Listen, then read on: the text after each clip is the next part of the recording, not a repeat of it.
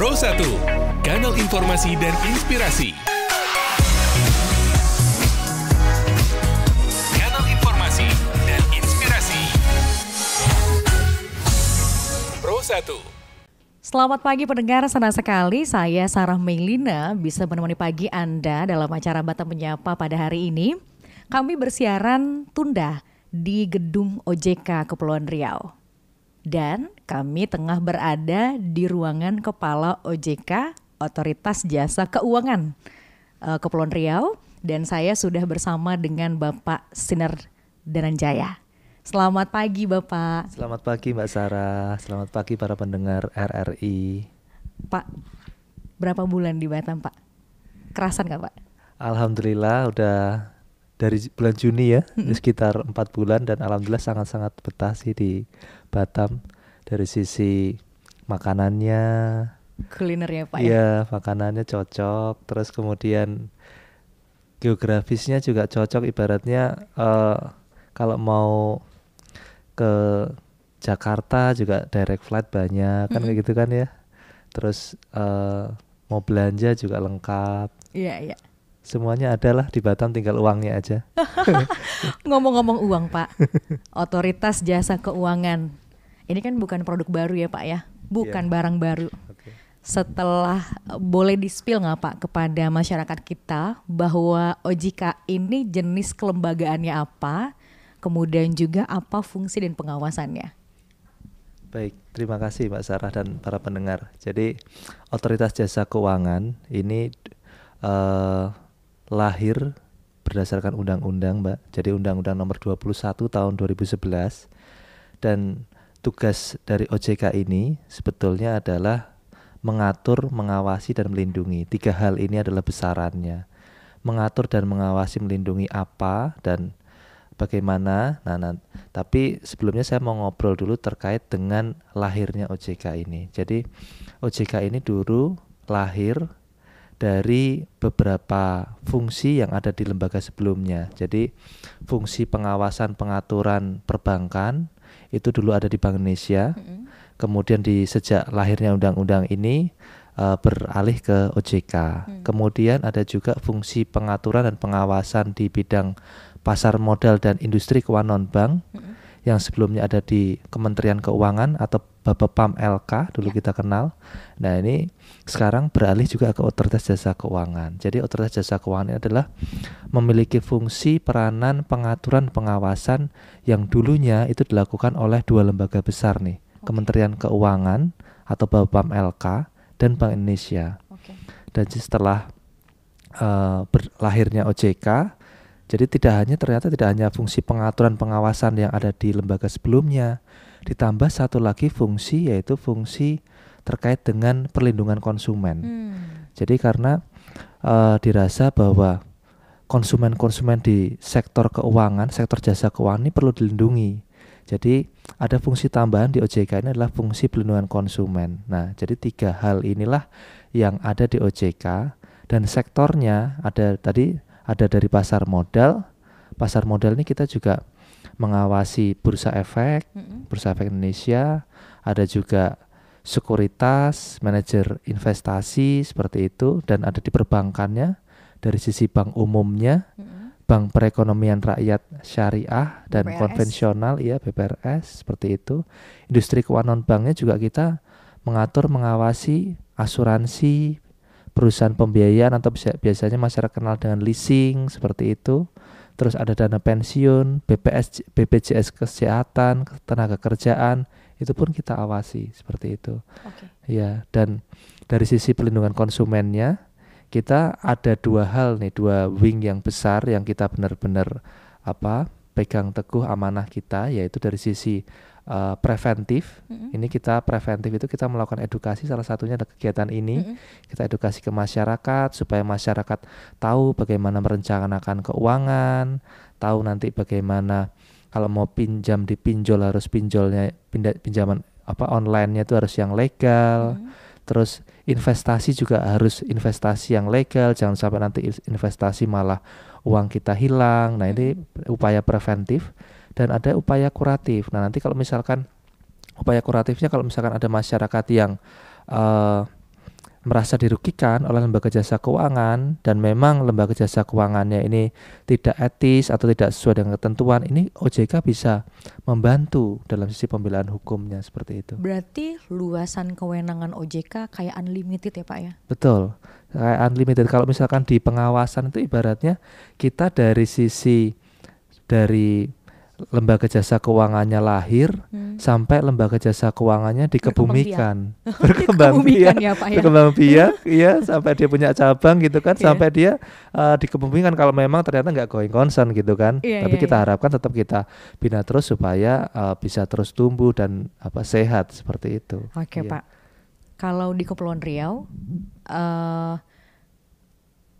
apa tantangannya Pak ketika Bapak pindah dari tempat sebelumnya ke sini?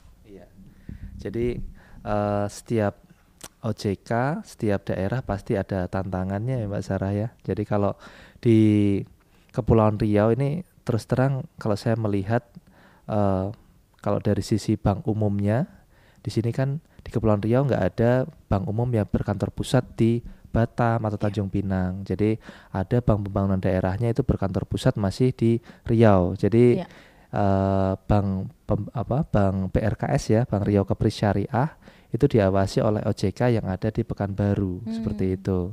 Nah, kalau yang di kita yang diawasi oleh OJK Kepulauan Riau itu adalah 46 BPR. Iya, BPR, Bank Perekonomian Rakyat dan Bank Perekonomian Rakyat Syariah seperti itu. Ada 46 dan alhamdulillah nih kondisinya semua dalam pengawasan normal semua. Ibaratnya nggak ada yang sakit kemudian dirawat di ICU gitu, nggak ada. Semua sih oke. Nah, cuma kami yang sering kita juga beberapa kali kalau kita ngobrol sama teman-teman media supaya kita selalu menghimbau ke BPR itu yang pertama pastinya untuk memperbaiki penerapan manajemen resikonya, tata kelolanya. Terus yang akhir-akhir ini juga kita sering bicara terkait dengan modal intinya, karena terus terang di perbankan itu adalah bank-bank yang kecil itu lebih modalnya, karena modalnya kecil, kemampuan dia untuk menyerap resikonya makin rendah seperti itu. Jadi kita memang dorong perbankan itu untuk meningkatkan modal intinya supaya dia kemampuan untuk manajemen resiko menyerap resikonya makin baik seperti itu. Itu terus kemudian kalau dari sisi geografisnya pastinya kalau Kepulauan Riau ini berbeda dengan daerah-daerah lain ya di Sumatera ya yang mungkin bisa dijangkau dengan darat seperti itu. Nah, kalau di Kepulauan Riau pastinya kita harus naik kapal. Kadang-kadang kalau yang jauh itu juga tidak hanya bisa jadi harus naik pesawat dulu kemudian dilanjut dengan kapal seperti itu kan. Nah, ini yang jarak-jarak itu sehingga, tapi alhamdulillah kalau sekarang kan sudah ada radio, RRI, YouTube seperti itu ya, ada media, internet ya. Jadi banyak kanal-kanal yang kita gunakan seperti ini radio, terus kemudian website, media-media sosial, media-media digital untuk edukasi sehingga masyarakat di kepulauan itu bisa tetap mengakses atau menerima bahan-bahan edukasi dari OJK seperti itu, Mbak. Pak, secara demografi kan Kepulauan Riau lebih banyak generasi zenial sama milenialnya. Iya. Seberapa paham mereka dengan literasi keuangan, Pak? Iya. Jadi sebetulnya kalau masyarakat atau generasi zilenial dan milenial itu ya, jadi mereka itu sebetulnya ini sebetulnya related juga dengan survei yang dilakukan oleh Kominfo. Jadi Kominfo itu menyampaikan bahwa ya memang saat ini kan Indonesia juga mendapatkan bonus demografi gitu ya Mbak ya. Jadi masyarakat Indonesia banyak yang dari Gen Z dan ini ya, milenial dan zenial tadi. Milenial dan zilenial seperti itu.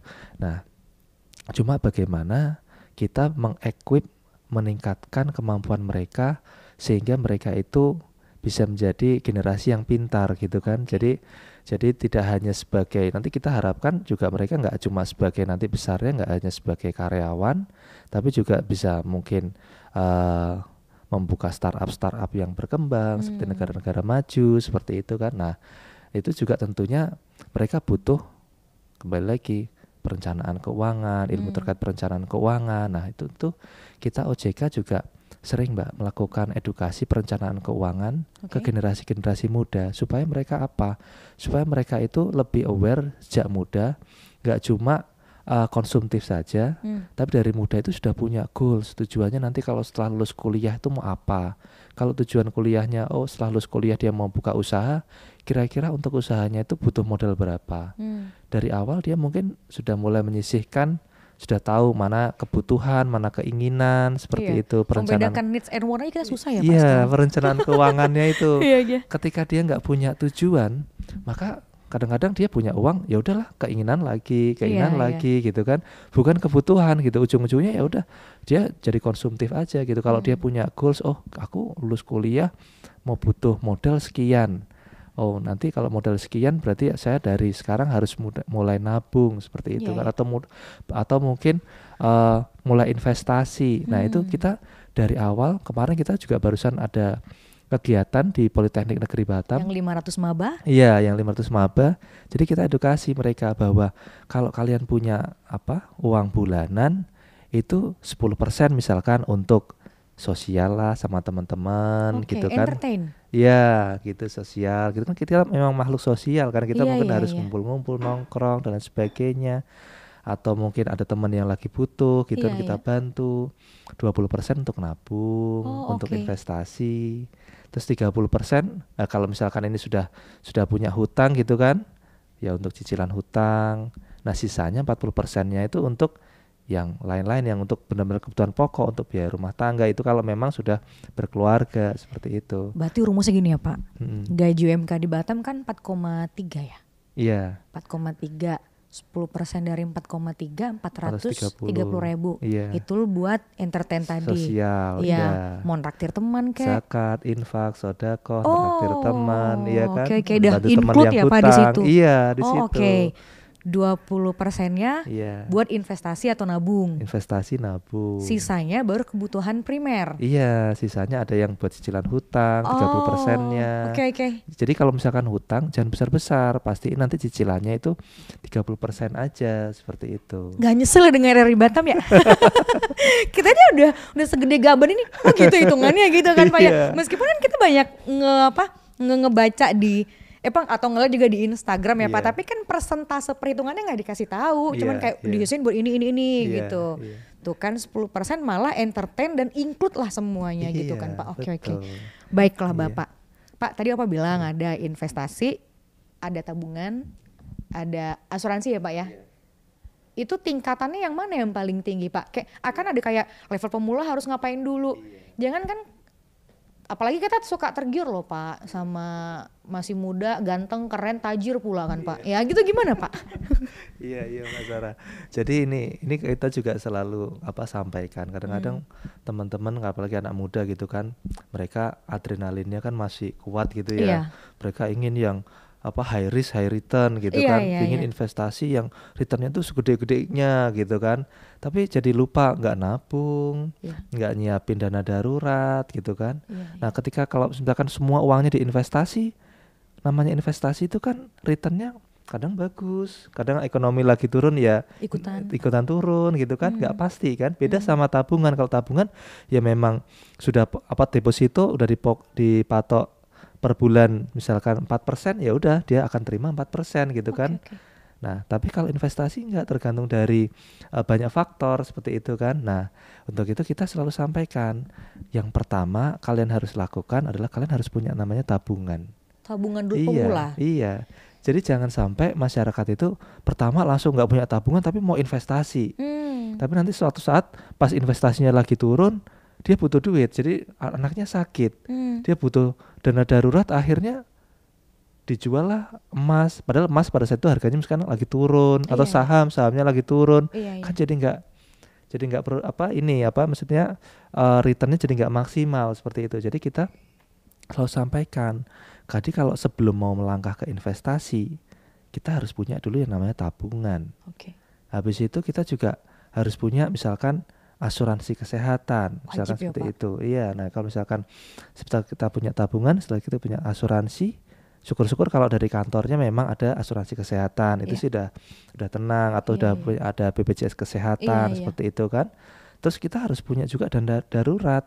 Oh nanti kalau misalkan tiba-tiba anaknya butuh apa sekolah atau dan lain sebagainya gitu kan, mau pindah sekolah dan lain sebagainya, itu ada dana darurat. Atau misalkan orang tua sakit misalkan, atau bantu saudara, itu kita bisa pakai dana darurat. Nah itu pun ada kuncinya Mbak.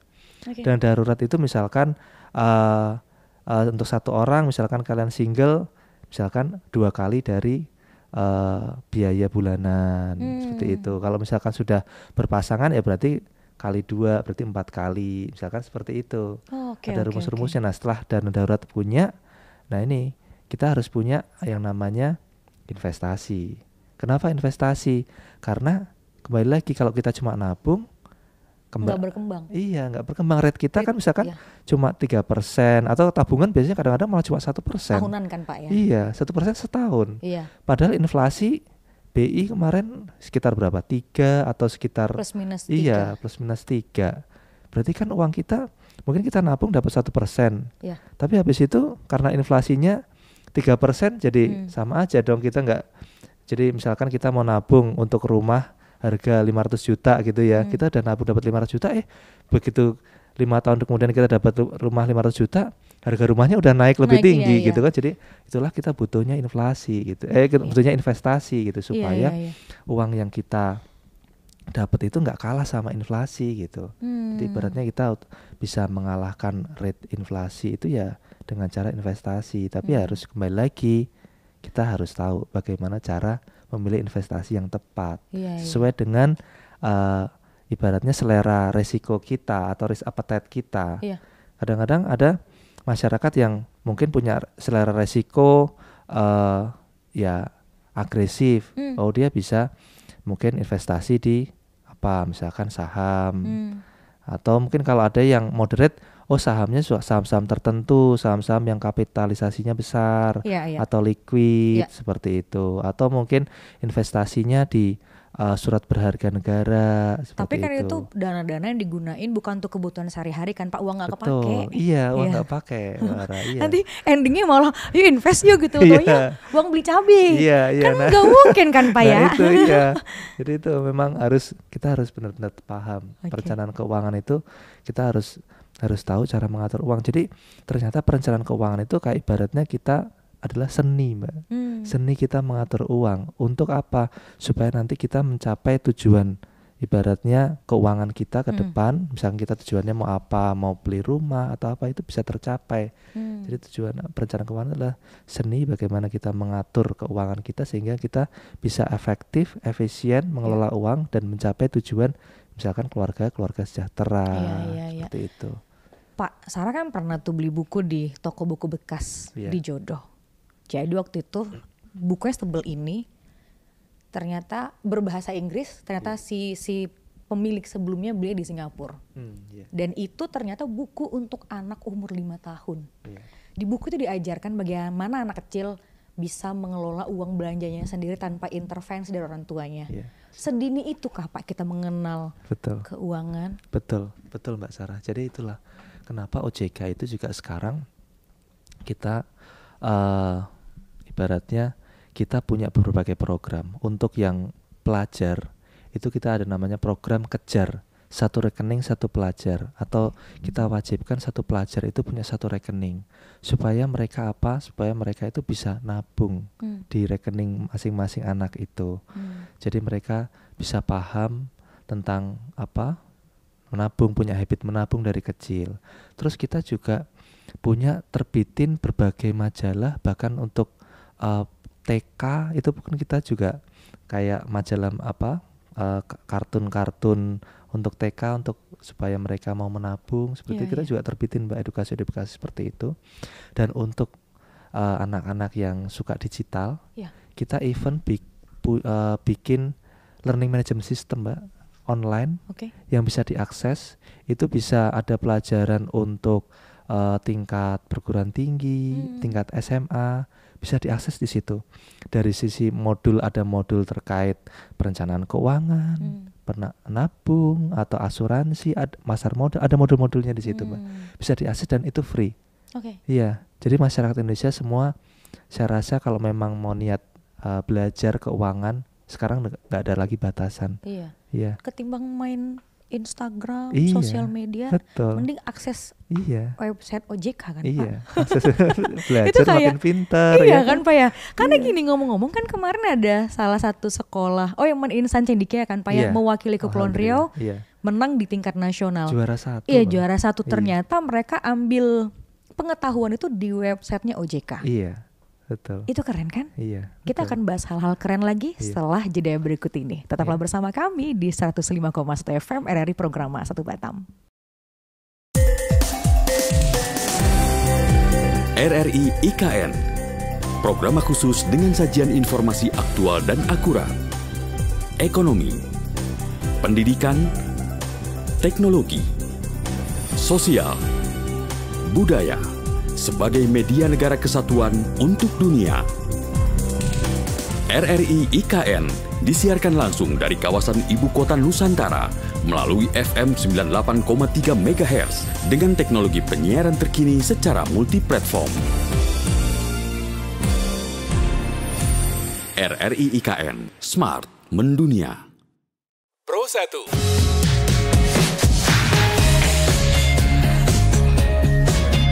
Kanal informasi dan inspirasi. Pro 1. Pendengar, terima kasih Anda masih bersama kami, Radio Republik Indonesia Batam. Kami masih bersiaran tunda di kantor Otoritas Jasa Keuangan Kepulauan Riau dan masih di kantornya Bapak Sinar. Tadi kita ngebahas, baru introduce ya Pak, seru ternyata. Kemudian Pak, tadi ngomongin soal demografi Indonesia dan demografinya Kepulauan Riau. Bahas soal bagaimana OJK tidak hanya memberikan dalam cakupan pengawasan dan juga edukasinya, kalau pingin semakin pinter dan melek literasi keuangannya, akseslah websitenya OJK ya Pak ya. Nah Pak, belakangan kan pinjol marak ya Pak ya, pinjaman online. Pertama kali Bapak datang ke Batam ketika teman-teman pers diundang Coffee Morning, salah satu pembahasan kita itu adalah generasi zenial banyak yang pinjam online, itu untuk kebutuhan konsumtif. Kalau pelaku UKM kan pasti untuk ini Pak, memperbesar usahanya. Nah Pak, itu emang udah habit Pak, generasi Z minjam buat konsumtif. Tapi sebelum ke pinjol Pak, apa bedanya pinjaman online dengan pinjaman di bank? Oh iya, oke. Terima kasih Mbak Sarah. Jadi kalau pinjaman online pastinya pinjaman online itu berbeda dengan bank. Jadi sebetulnya bank itu juga ada mobile banking yang bisa online juga seperti itu, dan banyak di aplikasi-aplikasi mobile bankingnya bank itu kita bisa langsung, kalau kita sudah punya kartu kredit gitu ya, kita bisa langsung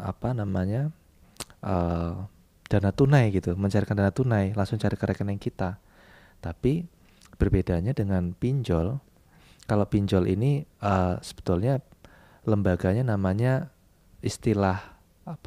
legalnya ya, istilah legalnya itu agak panjang Mbak Sarah. Jadi istilah legal itu adalah layanan pendanaan bersama berbasis teknologi informasi atau LPBBTI, seperti itu. Tapi supaya nama trennya itu pinjol.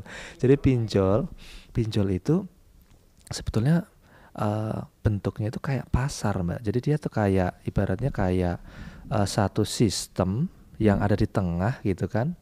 Sistem yang ada di tengah. Jadi dia itu layanan jasa keuangan yang ada di sistem tengah itu mempertemukan antara lender dengan borrower. Oke Pak, Iya. istilah awamnya apa Pak, lender dan borrower kan Pak ya? Iya. Jadi kalau lender itu dia yang meminjami uang. Oke. Nah kalau borrower itu yang mau pinjam uangnya. Ibarat kata kreditur dan debitur. Betul, Nah, kreditur dan debitur. Jadi si sistem itu mempertemukan antara kreditur dan debitur itu di sistem fintech itu. Seperti itu. Nah kalau nanti misalkan si lendernya merasa, oh ini aku mau deh minjemin si debitur A, ya udah dia pinjemin ke situ. Keuntungannya apa bagi si lender atau si peminjam yang meminjami? Ya tentunya dia dapat return dong. Returnnya pasti lebih tinggi daripada bank, seperti itu. Returnnya lebih tinggi. Tapi resikonya apa? Nah kalau yang pinjam ternyata nggak balikin uang, ya uangnya dia hilang, uangnya si Iya, lender. Itu apa resikonya sih bagi yang minjamin uang. iya. Nah, bagi borrower kelebihannya apa? Dia bisa dapat uang Dengan cepat, dengan tanpa cepat, agunan. tanpa agunan Oke. gitu, dengan cepat. Tapi ya ada plus minusnya juga. Kalau bank mungkin lebih lama, Iya. tapi bunganya lebih rendah, Ringan, iya. lebih ringan. Kalau fintech lebih cepat, tapi bunganya gede. lebih tinggi, Iya seperti Pak, itu. kan Iya. sekarang tinggal scan wajah deket-deket, ada biometriknya sama KTP kan Pak ya, cocok nggak nih bareng berdua nih, cair dong gitu kan Pak ya. Tapi itu kan bikin jebakan Batman dong Pak untuk generasi Betul. Z. Nah ini juga yang perlu diketahui sama generasi Z ya. Jadi kalau mau pinjam di pinjaman online, pastikan itu yang legal. Kenapa yang legal? Karena ternyata banyak yang ilegal. Nah, yang ilegal ini OJK tuh udah punya bersama ada kepolisian, kejaksaan, Kominfo itu membentuk, ada beberapa lembaga lainnya Mbak, ada Bank Indonesia, ada lembaga-lembaga lainnya itu bersama-sama membentuk namanya Satgas Pasti, Satuan Tugas Pemberantasan Aktivitas Keuangan Ilegal. Itu pun namanya berubah tahun ini kan Pak ya. Iya, tahun ini berubah Dulu jadi namanya Pak. dulu namanya SWI, Satgas Waspada Investasi. Oke. Nah, sejak ada Undang-Undang P2SK tahun 2023 itu namanya berubah jadi Satgas Pasti. Nah, kemudian di Satgas Pasti itu kita sudah banyak nutupin pinjol-pinjol yang ilegal itu, tapi bermunculan terus yang baru-baru. Kayak ini kan Pak, mati 1 tumbuh 1000. Iya, nah itu mati 1 tumbuh 1000. Kenapa? Karena itu sangat mudah untuk bisa bikin pinjol-pinjol yang ilegal itu. Jadi kadang-kadang servernya di luar negeri kayak gitu. Jadi tutup sama Kominfo, buka lagi mereka server-server di luar negeri seperti itu. Dan kadang-kadang masyarakat itu belum teredukasi. Kadang-kadang mereka ditawarin, kan muncul yang pinjol-pinjol ilegal itu kadang-kadang penawarannya masuk di WA secara pribadi kayak gitu. Nah, ayo pinjam uang dan sebagainya gitu kan. Dia langsung tertarik pinjam. Nah, kalau yang nawarin melalui pribadi pasti itu ilegal. Soalnya kalau legal kita atur, udah banyak itu ketentuan-ketentuannya. Kita pastiin nggak boleh kalau mau pemasaran itu melalui jalur-jalur pribadi seperti itu. Terus kemudian pastinya kalau yang ilegal kan nggak ada izin OJK ya. Kalau yang legal ada izin OJK. Terus kemudian kalau yang ilegal itu bunganya nggak terbatas Mbak. Jadi bisa tinggi banget. Nah kalau yang legal itu kita atur. Jadi kalau untuk yang konsumtif itu maksimal 0,3% per hari. Kalau yang produktif maksimal 0,1% per hari. Iya. Itu. Karena kan kalau untuk konsumtif kayak kita beli, kalau cewek ya Pak ya, beli lipstick, beli handphone. Nah iya. Iya kan Pak. Kredit handphone termasuk konsumtif. Iya, beda sama pelaku UKM biasanya lebih kecil ya Pak, 0,1% per hari. Betul. Pak, berapa banyak pinjol yang legal berdasarkan data OJK sampai dengan hari ini? Sampai dengan saat ini sekitar nggak nyampe sekitar 100 ya Mbak ya. Pak, iya 100-an. Nah cuma yang ilegal ini yang kita tutup udah sampai 1000 Mbak.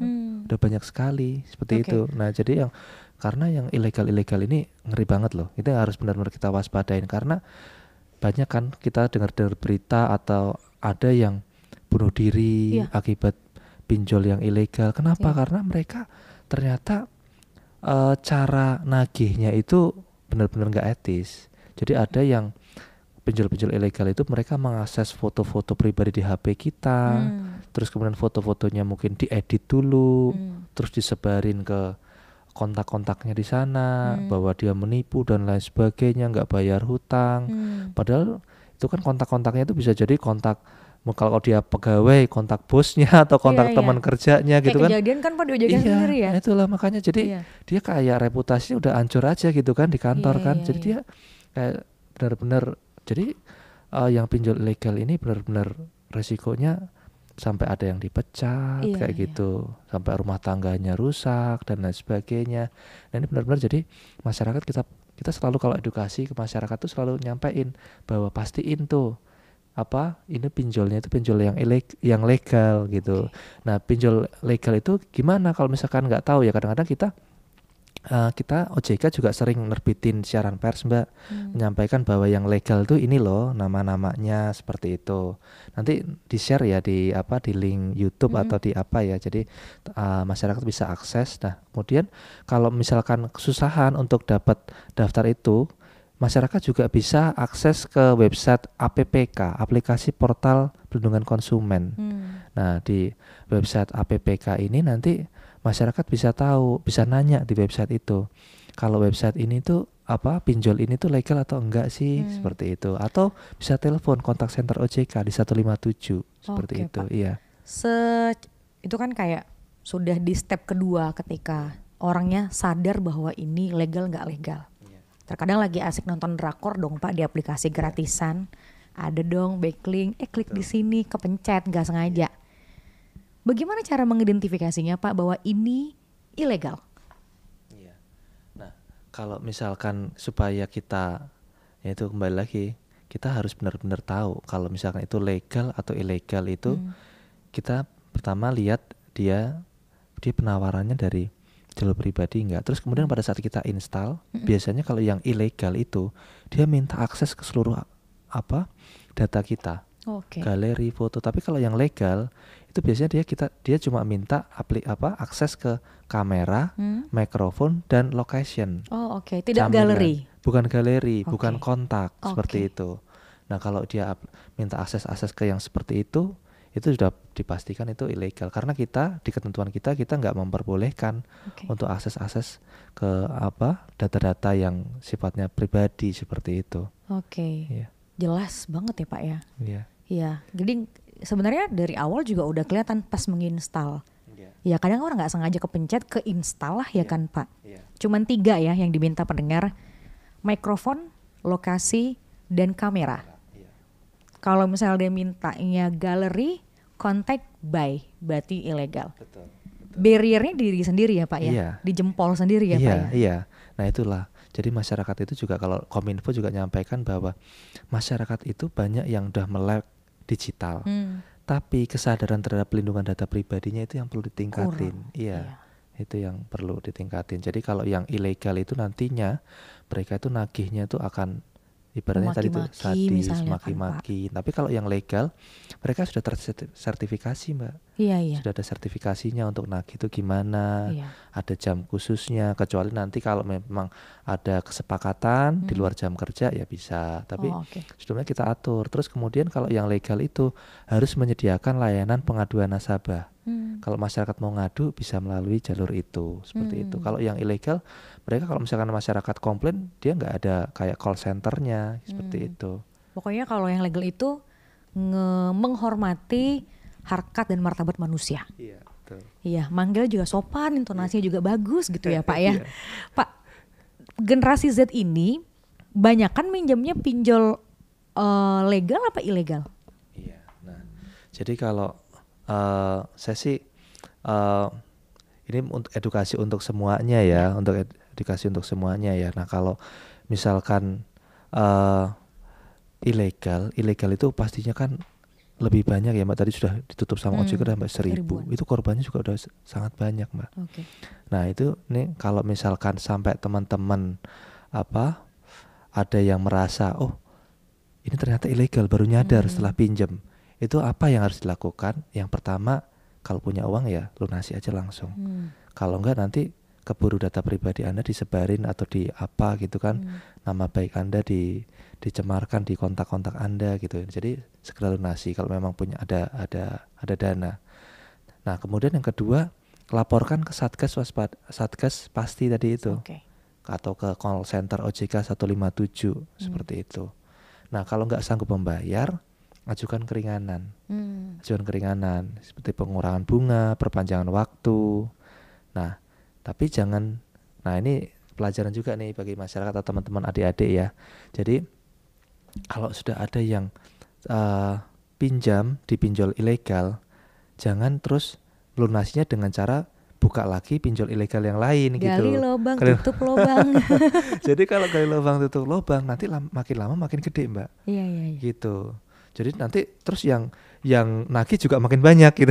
Iya. Terornya juga makin besar gitu kan. Nah itu yang jadi kalau bisa ya itu pinjam pastiin yang legal gitu kan. Tapi kalau memang sudah terjerumus ke yang pinjol yang ilegal tadi itu step-stepsnya. Dan yang terakhir, kalau sampai mendapatkan yang teror, intimidasi dan lain sebagainya, itu apa yang kita lakukan?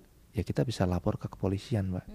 Seperti itu, lapor ke kepolisian, terus beritahu ke seluruh kontak yang ada di HP kita. Kalau mendapatkan pesan dari pinjol ilegal, abaikan aja. Seperti itu, karena mungkin pesan-pesannya mungkin bisa jadi nggak etis atau fitnah seperti itu. Pak, kan juga ada nih Pak, Slik OJK. Itu isinya nama-nama Zenil paling milenial paling banyak Pak. Iya. Kadang kan minjem, terus mereka menghilangkan. Iya. Kredit macet. Iya. Nah, gimana Pak? Nah itu, jadi saat ini kan anak-anak muda juga kadang-kadang suka belanja tuh ya Mbak di marketplace. Terus kemudian marketplace itu kadang-kadang juga mereka suka gandeng yang namanya produk-produk pinjol nih, namanya buy now pay later atau apalah itu nama-nama produk-produknya. Jadi udah belanja aja lah, nanti bayarnya nanti lah, ini pakai pinjol dulu gitu kan. Nah tapi kembali lagi tadi itu related sama perencanaan keuangan. Ini kebutuhan atau keinginan gitu kan. Kalau itu cuma keinginan, ngapain sih cuma keinginan aja harus sampai ngutang gitu kan. Atau kadang-kadang cuma ngopi-ngopi lagi ngopi-ngopi nggak bawa duit gitu kan, pinjam ke pinjol gitu kan. Nah itu cuma seperti itu. Nah itu jadi benar-benar jangan sampai kalau pinjam di pinjol, pastiin adik-adik itu atau teman-teman itu bisa membayar tepat waktu, bisa mencicil dengan tepat waktu. Kenapa? Karena nanti tadi seperti Mbak Ara bilang, kalau misalkan tadi sudah sampai masuk di Slik itu ibaratnya setiap orang, setiap masyarakat itu punya, begitu sudah pinjam di industri jasa keuangan itu tercatat namanya. Tercatat apakah dia membayarnya itu rutin, tepat waktu, tepat nominal atau enggak gitu. Kalau begitu enggak tepat waktu dan enggak tepat nominal, itu tercatat di situ. Oh dia agak batuk-batuk nih angsurannya. Nah begitu agak batuk-batuk, nanti dia kalau sudah nanti benar-benar sudah lulus atau sudah kerja benar-benar butuh modal, udah di blacklist tuh Mbak. Dan nggak bisa dia untuk nanti benar-benar sudah punya usaha yang benar-benar serius, dia mau pinjam di bank udah nggak bisa karena namanya sudah tercoret gitu, sudah tercoreng gitu. Berapa kali call Pak? Nah itu yang jadi paling parah. Yang paling parah itu kalau kita ada 5 kategori. Yang pertama, kategori pertama kolektivitas 1 ya lancar. Itu benar-benar lancar, angsurannya tepat waktu dan tepat jumlah. Nah kalau misalkan yang kolektivitas 2 itu dalam perhatian khusus. Ini belum masuk non performing loan, tapi ibaratnya sudah ada gejala batuk-batuk lah ibaratnya kayak gitu. Nah terus kemudian yang call 3 ini kurang lancar, call 4 diragukan, dan yang 5 itu macet seperti itu. Nah ini yang kalau yang udah paling parah yang macet ini ya berarti dia sudah menunggak, bisa jadi udah lebih dari 1 tahun seperti itu. Iya. Kadang kan Indonesia ini kan negara ramah tamah loh, Cinawi ya Pak ya. Iya. Ramah banget minjemin nama sendiri buat utangin temen. Benar. Iya kan Pak? Iya. Nah itu juga sering tuh kadang-kadang. Jadi kadang-kadang sama teman, aku nggak bisa nih pinjam di bank. Iya, terus habis itu ya udah kadang-kadang udah pakai namaku aja, pinjam di pinjol pakai KTP-ku. Iya, positive thinking banget ya Pak. Soalnya sebetulnya temennya mau pinjam sudah ke blacklist gitu kan. Akhirnya dia yang pakai namanya dia, pakai KTP-nya dia, temannya nggak bayar. Akhirnya dia yang ke blacklist. Jadi hati-hati. Jadi daripada kita minjemin nama, pinjam di pinjol, lebih baik kita kalau misalkan ada uang ya kita pinjemin tadi pakai dana sosial yang tadi, yang 10% tadi itu. Aku adanya uang segini gitu kan. Kalau mau ya udah nih ambil aja, kalau misalkan hilang pun nggak masalah kayak anggap gitu kan. Infak dan sodako ya, Pak. Infak dan sodako gitu Mbak Ara. Iya. Karena gitu kan Pak, terlalu people pleasure kata anak zaman sekarang mah. Tapi kalau kata orang dulu, hiduplah bergaya sesuai dengan kantong dan kemampuan. Betul. Jangan besar pasak daripada tiang. Betul. Jadi kita akan kembali sesaat lagi. Wih, Wih, keren banget nih. Katanya ada obat herbal bisa mencegah sakit gigi seumur hidup. Ada hoax tuh. Widih. Ini juga keren nih. Ada sumber energi baru PLTH, pembangkit listrik tenaga hampa. Iya, itu juga hoax kali. Lu bacanya apaan sih? Aduh, pantesan portal abal-abal lu baca. Kalau mau baca berita yang lengkap tapi udah verified, mulai dari berita nasional, internasional, olahraga, gaya hidup sampai hiburan, lu cukup klik rri.co.id. Di situ lu juga bisa streaming RRI digital. Aduh, makanya cek-cek dulu biar gak kegocek di rri.co.id. Pro 1, kanal informasi dan inspirasi. Kanal informasi dan inspirasi. Pendengar, terima kasih Anda masih mendengarkan kami, Radio Republik Indonesia Batam. Bersama saya, Sarah Meilina dalam Batam Menyapa. Dan kita masih bersiaran tunda di kantor Otoritas Jasa Keuangan Kepulauan Riau, OJK Kepri, bersama Kepala OJK Kepri, Bapak Sinar Dananjaya. Pak Sinar, tadi kita udah bahas soal OJK dan relasi kuasanya. Kemudian juga apa Pak tadi, pinjol, terus kemudian perencanaan keuangan, lalu generasi zenial yang dengan slik OJK-nya. Pak, yang belum itu ini Pak, apa tuh judi online? Judi online. Oke. Lagi marah kan Pak ya? Wah, iya. Sakit kepala gak sih Pak? Betul. Ini judi online ini memang gimana ya? Kadang-kadang mungkin masyarakat kayak mau main game gitu kan. Kadang-kadang nggak tahu ternyata itu judi gitu kan. Iya. Soalnya sekarang game itu juga banyak yang harus top up saldo untuk beli apa, diamond beli atau apa gitu Pak. Iya. Tapi dia kira itu game gitu kan, ternyata gambling gitu. Iya. Itu. Nah ternyata, nah ini kalau kita juga ada data dari PPATK tuh Mbak. Ternyata masyarakat Indonesia yang main judi online tuh udah banyak, sekitar 3 jutaan, 3.700.000. Berarti 10% dari populasi Indonesia. Kita 25 ya Pak, 250 juta. Iya, sekitar segitu. Nah kalau penduduk Batam aja sekarang 2 juta lebih. 1,5. Kepri 2 juta lebih. Batam 1,5. Ini pemain judi berarti lebih banyak daripada penduduk Kepri atau orang di Batam. Banyak banget loh Mbak. Itu padahal kan sumber dari awal kemiskinan, perceraian, betul, mandeknya uang sekolah, mandeknya kredit buat bayar rumah gitu. Benar, kan Pak ya. Mbak. Tapi kayaknya demen-demen aja tuh Pak mereka. Mbak.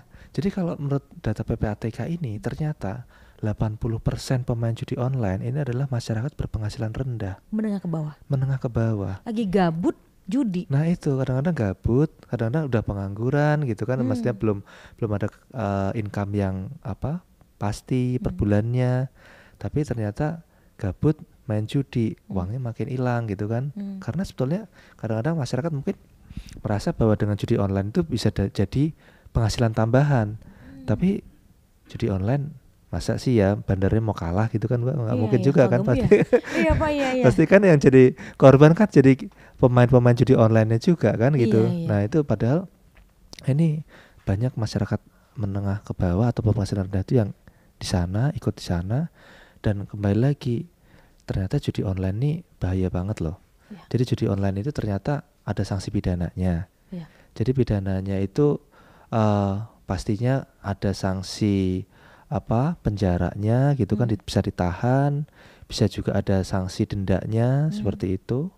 Terus kemudian yang bisa kena sanksi pidana itu ternyata nggak cuma bandarnya aja, bahkan pemain judinya itu pun, korban judinya itu pun bisa juga kena sanksi pidana. Dan selain itu dia juga ibaratnya ini uangnya habis. Kadang-kadang tadi tuh Mbak Ara bilang uang yang harusnya buat belanja bulanannya habis, untuk sekolah anak juga jadi nggak bisa nyekolahin anak, seperti itu kan. Jadi karena nggak buat belanja habis, jadi akhirnya jadi dia mencuri, ada yang putus sekolah, anak yang putus sekolah, menambah angka kemiskinan baru. Seperti seperti itu. Untuk itu makanya pemerintah sekarang serius banget kan, Mbak. Serius banget, ada satgasnya sendiri kan untuk yang judi online ini. Jadi OJK di sini juga masuk, Mbak. Jadi OJK di satgas ini juga kita sudah banyak bergerak memblokir. Jadi kalau bagi teman-teman, mudah-mudahan benar-benar ini ya nggak lagi main judi, karena ketika dia terdeteksi oleh PPATK, dia setor ke rekening bandar, dia uangnya itu nanti rekeningnya itu akan diblokir oleh PPATK. Oke. Seperti itu. Tapi itu bank kan, Pak? Iya. Kadang mereka gunain lembaga non perbankan untuk transfer. Ada nggak Pak regulasi OJK baru berapa nominal transfer yang dibatasi agar dia juga nggak ikutan tumbuh subur? Iya. Jadi kalau yang nominal transfernya itu kita, kalau misalkan tunai itu diatur di PPATK sih. Kalau tunai itu misalkan 500 juta ke atas itu harus ibaratnya benar-benar lebih screeningnya itu harus lebih serius seperti itu. Terus misalkan transaksinya di luar misalkan dia ada biasanya transfer tiap bulanan bayar SPP anak, transfer ke rekening sekolah untuk biaya cicilan seperti itu kan, dia ada biasanya bank itu punya ini transfer yang wajar itu sekian. Nah kalau misalkan dia transfernya di atas itu termasuk transaksi yang mencurigakan, itu biasanya dilapor bank ke PPATK seperti itu, Mbak. Kalau misalnya Pak, sebutin merek boleh ya Pak ya? Transfer ke Dana minimal saldo berapa? Ada nggak OJK ngatur sampai segitunya, Pak? Oh, kalau yang terkait dengan Dana itu kan terkait sistem pembayaran tuh, Mbak Ra. Iya. Nah itu kalau sistem pembayaran itu otoritasnya ada di Bank Indonesia. Jadi kayak Dana ya. Iya, misalnya gini loh Pak, kan kayak bahkan mereka bisa uang 5.000 aja jadi modal untuk berjudi online. Betul. Kayak itu dia tuh juga nggak mau OJK Pak. Berapa batas minimum yang harus ditransfer atau minimum dan maksimumnya? Kalau itu sih, kalau misalkan kita sih kalau lebih cenderung yang PPATK itu tadi. Kalau misalkan dia di luar kewajarannya, itu langsung kedeteksi tuh di situ. Oh, oke. Iya. Jadi secara sistem itu akan langsung diblok sama Bank Indonesia. Ya, jadi kalau misalkan PPATK ya Pak ya kalau misalkan di luar kewajarannya itu akan dilihat, nanti dicatat dulu tuh. Oh, ini di luar transaksi kewajarannya. Nanti itu akan di-trace, ini transaksi apa nih gitu. Soalnya kadang-kadang judi online ini, jadi rekening penampungannya itu kadang-kadang pakai rekening yang dijual belikan. Jadi sebetulnya bukan si pemilik atau bandar judi online-nya itu tiba-tiba buka rekening, dia pasti akan ketangkap kan dengan mudah kan. Jadi rekening untuk penampungan itu rekening yang dijual belikan, Mbak. Jadi kadang-kadang masyarakat suruh buka rekening di bank apa. Oke, nanti rekeningmu aku beli ya gitu. Jadi rekeningnya itu nanti dibuat untuk penampungan judi online itu. Atau numpang rekening orang yang dia kenal. Iya. Atau yang nggak kenal sekalipun gak ya kenal Pak ya. Sekalipun. Kan banyak kejadian kan Pak di sosmed gitu. Betul. Atau mungkin dia juga beli rekening orang yang udah meninggoy kemarin sore. Bisa jadi kayak gitu. Atau orang, deh kamu buka aja, kan punya KTP kan, buka rekening di bank. Si banknya tapi kan, di Kepri ada Pak? Ya, nah kalau ini sekitar nomor rekeningnya yang kita blokir itu sekitar 6.400 sekarang, Mbak. Kepri tapi aja? Itu seluruh nasional sih. Ya, nasional. 6.400 yang sudah kita blokir. Nah, yang kita blokir ini ya kita indikasikan ini memang ada kaitannya sama bandar-bandar judi online itu. Kalau nggak salah kan yang viral di sosmed itu di Jawa ya Pak ya. Iya. Bahkan ketika ditagih, nggak tahu kita katanya gitu kan Pak. Iya. Iya kan Pak ya. Iya. Pak, bagaimana kita bersikap memberir ya Pak ya. Ini judi online pertama kali biar tidak terjebak di sana. Iya. Jadi kalau yang terkait judi online ini pastinya kita harus aware ya. Judi itu kan ibaratnya suatu mirip permainan kan ya Mbak ya, judi itu ya. Mirip permainan, tapi ada kita pastinya harus deposit, ini kan ada modal. Terus kemudian kayak seolah-olah kayak adu nasib, untung-untungan gitu kan. Nanti kalau tebakan kita benar, kita dapat satu jackpot atau apa gitu kan. Nah itu kita harus aware itu. Kita harus aware, ketika kita ada judi online. Nah ini kalau misalkan kita ada yang seperti itu, kita harus aware, oh ini berarti ini judi. Nah kalau judi kita harus ingat nih, oh judi ini ada sanksi pidananya. Pidananya berapa? Bisa penjara sampai 10 tahun loh pemain judi aja. Atau kita bisa kena denda sampai 25 juta seperti itu. Nah jadi yang game-game yang seperti itu kita benar-benar, oh kita harus hati-hati karena banyak Mbak, kadang-kadang mereka tuh sampai minjem-minjem uang temennya seperti itu. Akhirnya jadi karena dia kalah judi lagi, dia tetap harus balikin ke temennya kan. Dia minjem lagi teman yang lainnya, dan akhirnya dia di kantor jadi ibaratnya jadi oh ini tukang minjem uang gitu kan. Tapi keluarganya juga nggak kaya-kaya amat gitu kan. Jadi bahkan anaknya putus sekolah, jadi sebetulnya uangnya buat apa? Ujungnya buat judi seperti itu kan. Uang juga kembali seperti itu. Karena judi tuh warnanya banyak macam ya Pak ya. Iya. Bukannya soal uang, tapi juga kayak tadi di awal Bapak bilang beli diamond, segala macam termasuk bagian dari itu ya Pak. Dan kalau bukan dari kita yang menyadari itu, nggak akan orang lain mau nolong kita kalau kita nggak nolong diri sendiri ya Pak. Iya, betul. Tapi kayaknya lagu Roma Irama kembali kita galakan kayak Pak judi gitu kan Pak. Baiklah, kami akan kembali saat lagi setelah Anda mendengarkan jeda berikut ini. Tetaplah bersama kami di Radio Republik Indonesia Batam. RRI Digital dengan tampilan baru, berbagai konten kolaborasi dari berbagai program nasional, termasuk App Store. RRI Digital.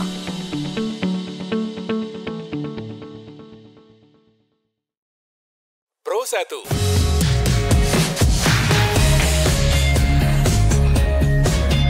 Kanal informasi dan inspirasi. Pro 1.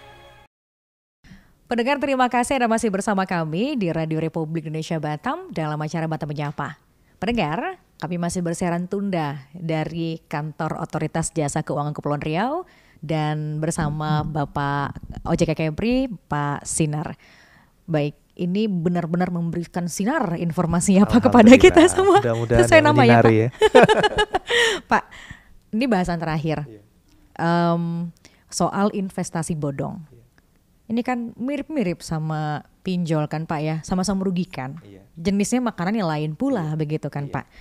Investasi bodong, bagaimana cara mengenalinya Pak? Dan langkah-langkah apa yang harus kita lakukan agar tidak terjerat? Iya, oke, baik Mbak. Jadi investasi bodong ini sangat-sangat marak pada saat ini Mbak, pada saat zaman-zaman COVID tuh Mbak. Soalnya kan kita keluar di dalam rumah terus gitu, nggak bisa keluar-keluar. Hiburan kita handphone gitu kan. Terus habis itu kita juga nggak bisa shopping ke mall gitu kan.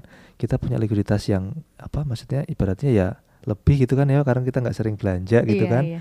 Jadi kita pengen investasi. Nah kemudian muncullah, sekarang kita nonton YouTube juga, ternyata banyak influencer yang flexing, mobilnya, rumahnya gitu kan, mobil mewah, motornya gitu kan.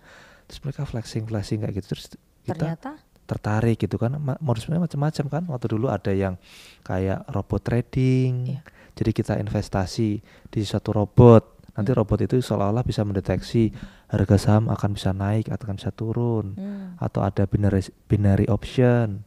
Oh nanti kira-kira komoditas ini tuh akan naik atau turun gitu, seperti itu. Nah itu zaman-zaman kemarin tuh OJK juga udah kerja sama kepolisian, udah pada ditangkapin semua tuh Mbak ininya.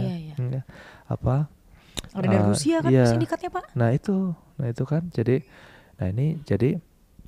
hal-hal yang benar-benar kita harus curigain atau ciri-cirinya.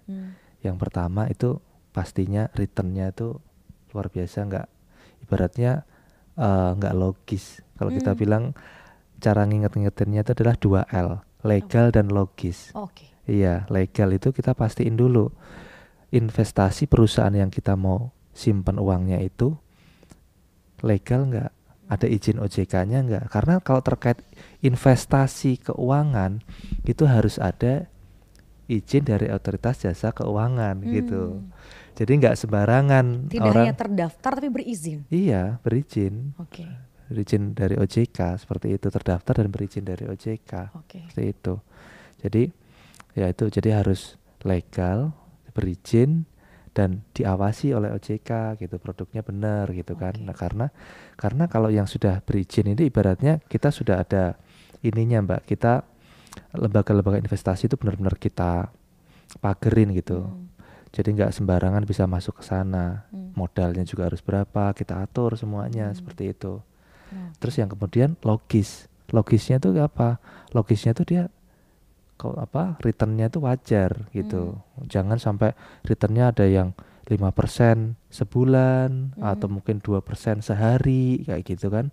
Nah itu udah pasti jangan-jangan nanti uang kita yang hilang, pokoknya hilang gitu. Jadi kayak ibaratnya kita diminta untuk skema Ponzi atau kita get member gitu Mbak. Ayo kamu jadi member, kamu narik MLM temanmu ya kayak semacam MLM gitulah modelnya, skemanya. Nyari teman yang untuk investasi ke sini gitu kan. Dia nyari teman tapi nanti habis itu uangnya hilang gitu. Ya itu yang dia uangnya ada, dia dapat di investasi pertama misalkan 10 juta. Oh di 2 hari pertama dia bisa narik tuh 2 juta gitu dikasih kan. Pur ya, Pak? Dikasih pur gitu kan. Tapi dia nanti temannya dia nyari teman, aku udah dapat loh 2 juta gitu kan. Dia ketok tular kan Mbak, ibaratnya dia word of mouth gitu kan. Dia cerita ke teman-temannya gitu kan. Dapatlah member yang lainnya, korban-korban yang lainnya seperti itu. Tapi ternyata nanti begitu udah banyak hilang si ininya bandarnya atau ininya tuh hilang, pergi, uangnya dibawa semua gitu. Atau mungkin uangnya juga habis buat ngasih yang atasan-atasannya itu gitu kan. Penipuan. Iya, penipuan. Nah itu jadi ada beberapa ciri-cirinya sih Mbak. Jadi pastinya itu tadi dari sisi legalitasnya, keuntungannya nggak wajar. Terus kadang-kadang itu ada figur-figur atau apa gitu kan yang figur yang flexing penting. itu. Yang flexing itu. Padahal kalau mau tajir itu ya tadi kalau nggak nipu narkoboy ya Pak ya. Buktinya kan banyak influencer yang narkoboy kan terakhir kan Pak. Iya.